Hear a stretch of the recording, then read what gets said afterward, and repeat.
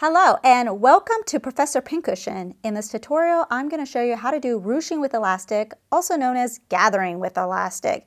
So my example here is of a sleeve, and while it looks a little bit wrinkled, it's actually gathered with elastic running down the middle. So I'm going to show you exactly how to pull off this effect. Let's go ahead and get started. I'm going to be doing my gathering down the outside middle part of my sleeve. Now, this kind of looks like a sleeve pattern.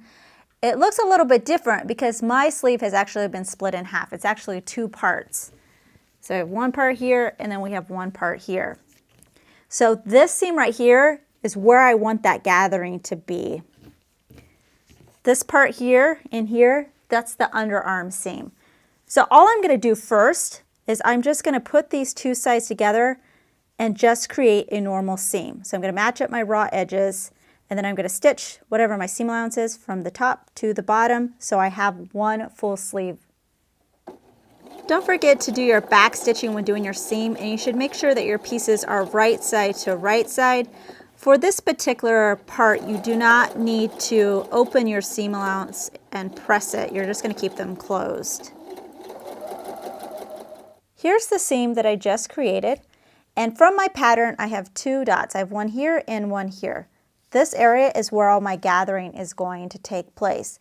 We have the dots not completely at the top and bottom because we're going to have a hem allowance here and then we're going to have a seam allowance here. So we don't need any gathering in those areas. Now also with the pattern, there should be an elastic guide. That is a pattern that tells you how long to cut your elastic. And I also have two dots from the pattern as well. So if I match them dot to dot, you'll notice my elastic extends to the top, which is fine, but I can't quite make it to this bottom dot here because the elastic is not long enough.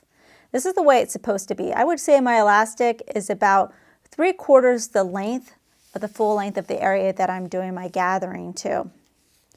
So I'm just going to match up this dot here first. I'm going to pin it into place. And then I'm just going to do the same thing on the bottom as well. And my elastic's only about a 1/4 inch wide, so it's a little hard to pin there.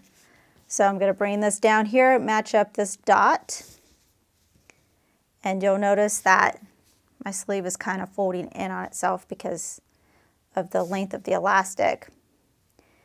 The way we get this effect is by, as we're sewing, we're going to be stretching the elastic so that it actually fits this full length of this area. So if I stretch it, it's definitely long enough now. But when I finish sewing it, this is all going to bunch up, and that's what's going to get our effect. Now you need to make sure that when you're sewing your elastic, you actually have the elastic over the seam line. So it's right over that, so that seam line is going right down the middle, and you're stitching right in the middle. And again, as you're sewing it, you're going to be stretching it. Now because this is such a big area, what I like to do is take the middle of the elastic. So from here to here, I find the middle, make another mark, and then I do the same thing with my sleeve, find the middle, make a mark, and then do another pin in the middle, just so it's a little bit more manageable instead of dealing with this whole area. When I'm sewing the elastic with my right hand, I'm pulling that middle point to stretch it fully, and then with my left hand, I could then move my elastic to make sure that it's in the right position as I'm sewing right down the middle of that elastic. Normally when sewing with a knit, I like using a walking foot, but you definitely want to use a regular foot with this because we don't want it to accidentally slip out if the foot happens to raise. And with a regular foot, it's not going to do that like with a walking foot. Now that the elastic is sewn into that seam line, it still looks kind of funny, but let's go ahead and take a look at what it looks like on the right side. So there you go. So now it kind of has that gathered look. It's kind of stylized and stretchy because of the elastic.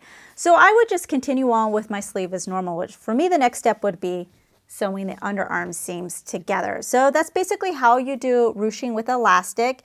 Now you do need to make sure that you don't just go and do this technique on something that doesn't have that extra ease.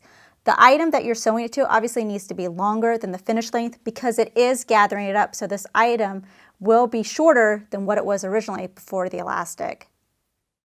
New tutorials are released weekly, so please subscribe to be notified of the next release. Make sure to check out our other videos and visit ProfessorPincushion.com to view our complete library with well over 200 sewing video tutorials, including our exclusive premium content. Our premium membership is only $5 a month for unlimited access and only available at ProfessorPincushion.com. Also, don't forget to download our mobile app for videos on the go. Thanks for watching.